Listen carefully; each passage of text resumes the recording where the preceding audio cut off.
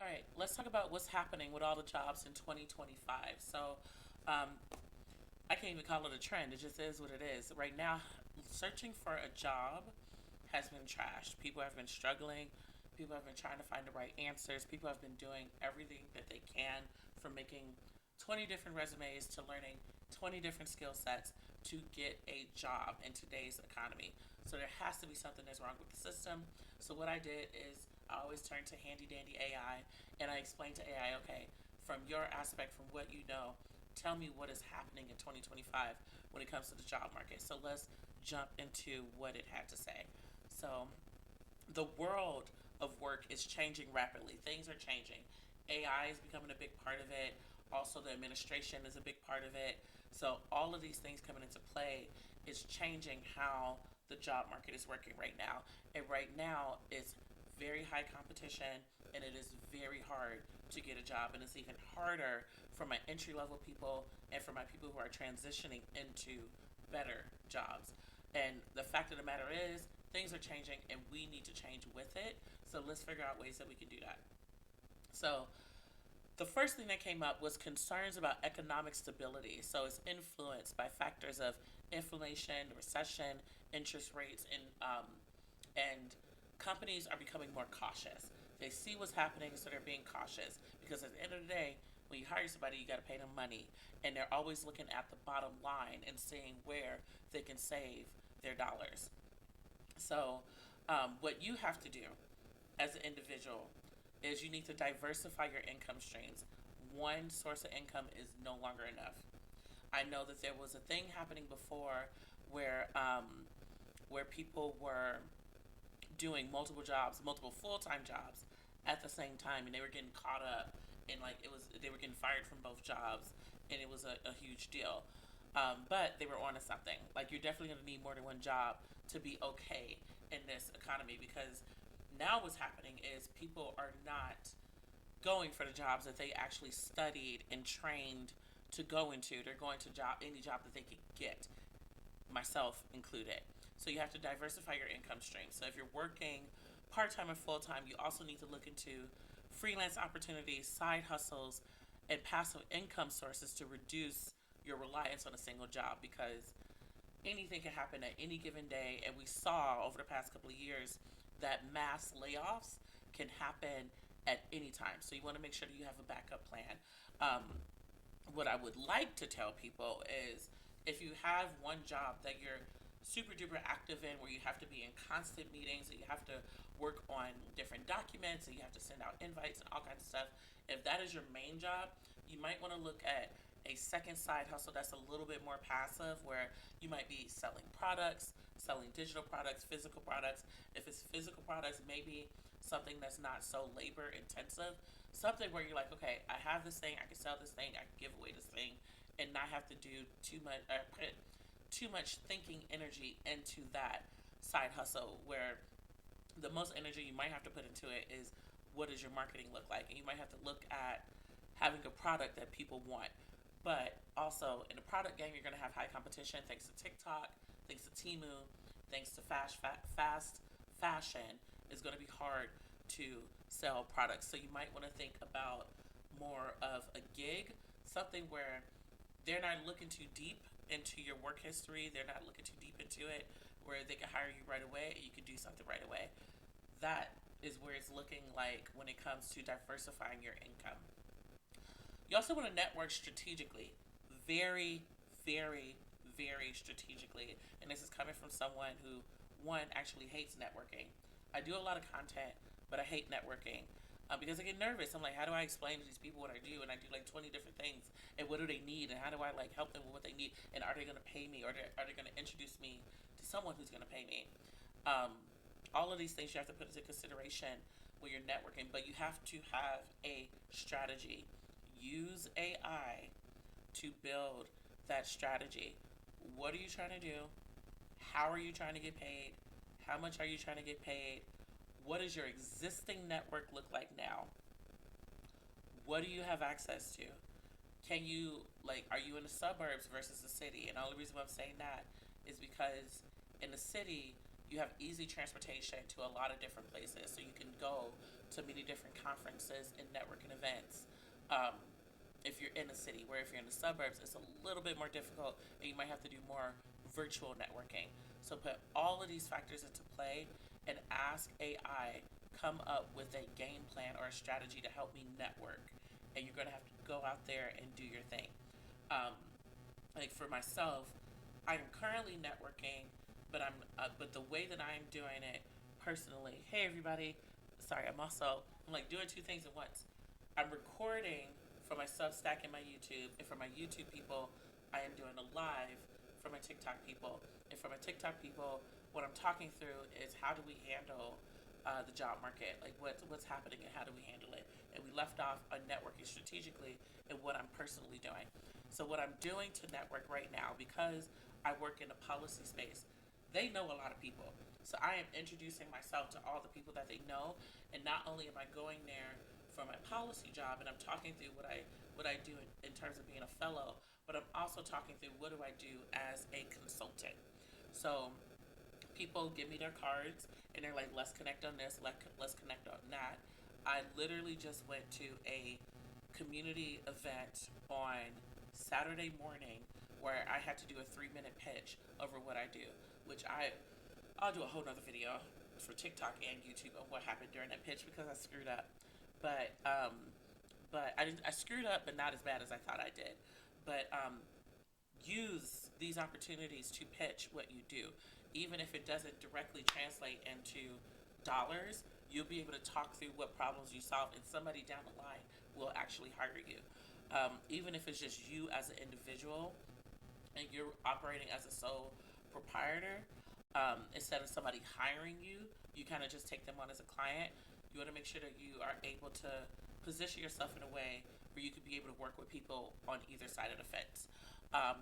And from that community event that I went to on Saturday, I got invited to one of the nonprofits events this Thursday. So I'm going to be going to a place on Thursday and kind of just seeing where they're at with things and figuring out ways that I can help them.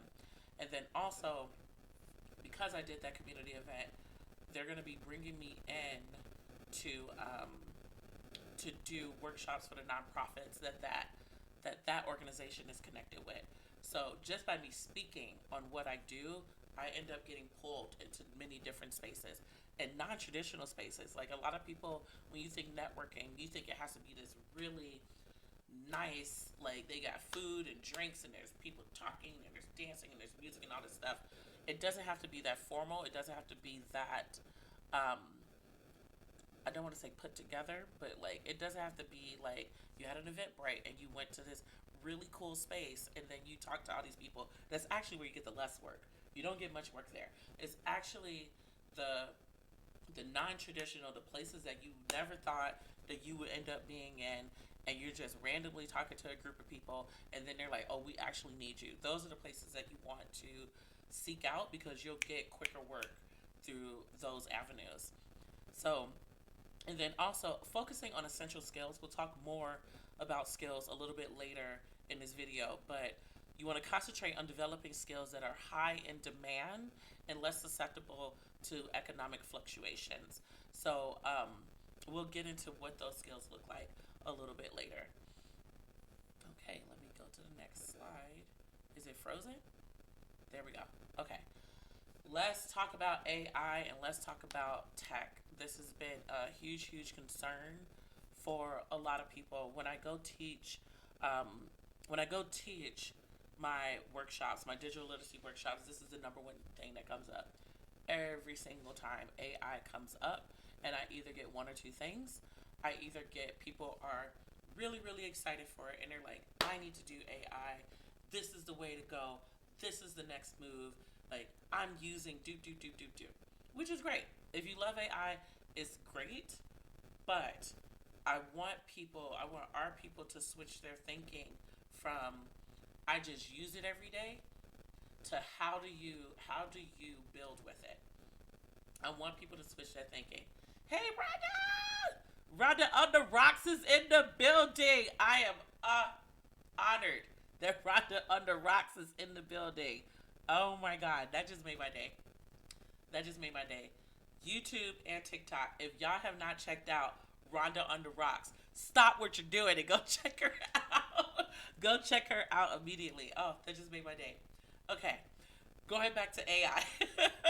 So, if you're a big fan of AI and you're using AI, ChatGPT, Perplexity, Claude.ai, Gemini, Copilot, if you're using all these things, it's great that you're using it. It's great that you're like using it on your day to day. Figure out how to make it a tool for the work that you do. I use my AI right now as an assistant. Day by day, I'm like, what do we need to get done? Where did we leave off on? Like, calculate these things, calculate that thing, build a strategy for this, build a strategy for that.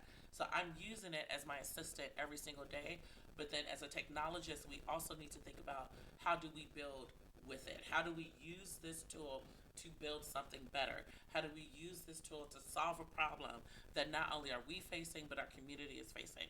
So I try to shift people's thinking when it comes to AI. So I either get they're really excited about it, or I get that they're really scared of it.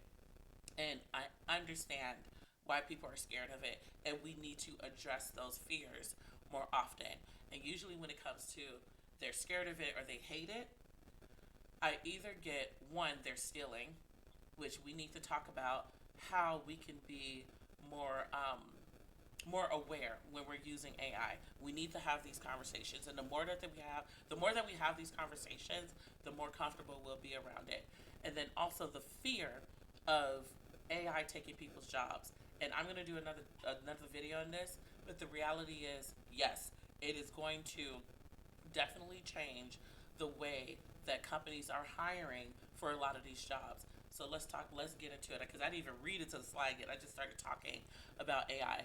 So they're changing the game. So routine tasks that could be done by entry level employees are now being automated. So what does that mean for you? It means you need to learn how to do automation. It doesn't mean that you're about to be replaced.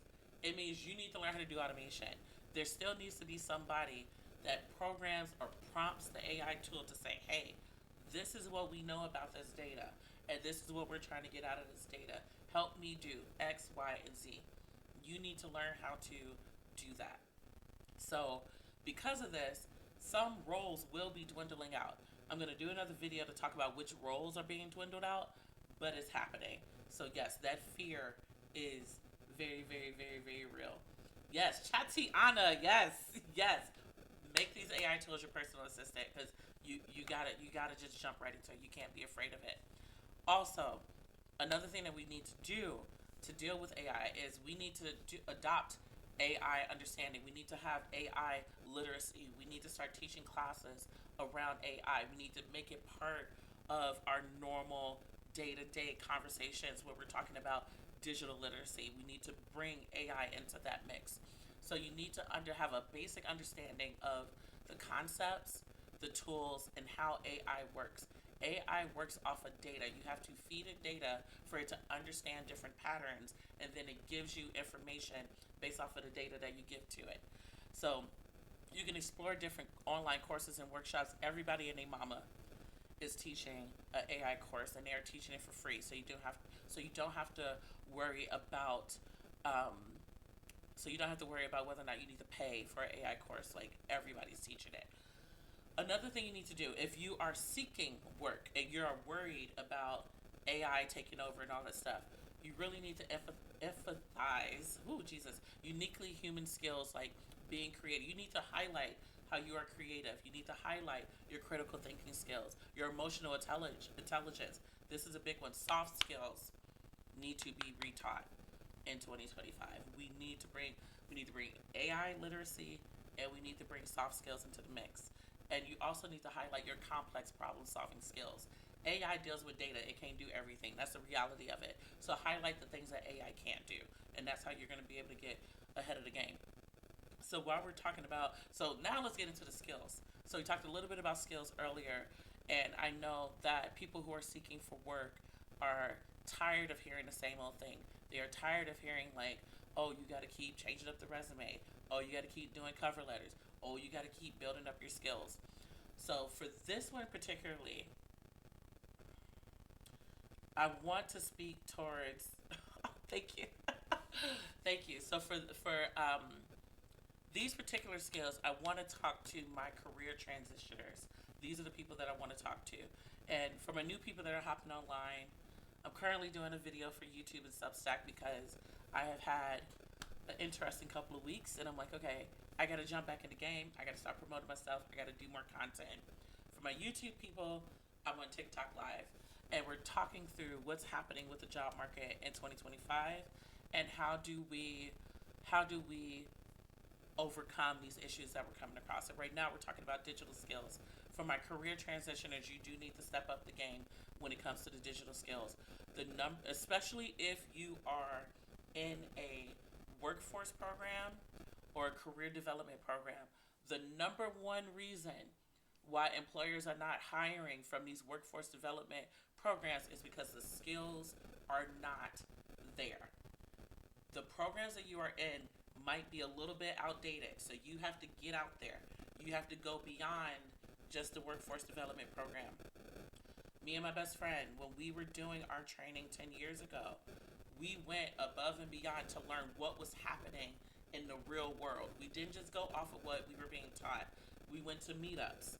We read through books. We took classes online on top of the training that we did. But what that did for us, when we went on our way to those meetups, what it did for us was it helped us learn what was happening in real time with these employers. What are these employers looking for right now? In our program, what were we learning? We were learning HTML, CSS, and JavaScript. It was our foundation. We were learning our foundational tech skills.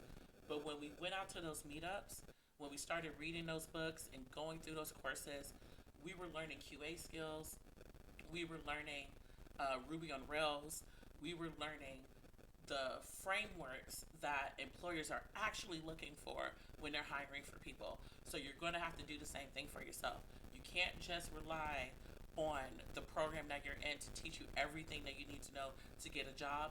You need to look at that job that you're trying to go for, whether it's a QA, front end, back end, UX, whatever it is. You need to look at that job and say, okay, what are these employers actually looking for? What frameworks are they actually trying to get people to learn or have already before they start applying for the job? So you want to not only look at the tech skills, but you also want to look at those soft skills and having digital skills, because you'll be surprised. There's a lot of adults in America that do not have digital skills, and this is where I come in. I come in and I help people learn these digital skills. No matter where you go, no matter what role it is, I don't care what it is, you need to have digital skills, period. Period. It is non-negotiable. I don't care what role it is. I don't care what company it is. I don't care if you're pushing a broom. You need to learn digital skills. It is no longer an option. It is mandatory. You need to know. Companies expect everyone, even entry-level employees, to be comfortable with digital tools and platforms. Period. Period. So you need to learn them.